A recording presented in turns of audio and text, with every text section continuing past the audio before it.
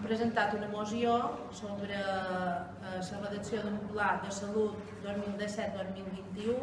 El darrer pla de salut que hi ha és del 2003-2007 i considerant que s'ha de fer un pla nou amb un consens i amb una dotació pressupostària necessària i adient per a la sanitat de les Illes Balears.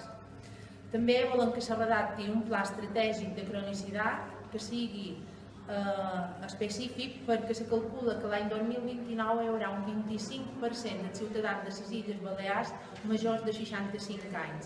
Per això pensam que és important que se faci aquest pla estratègic.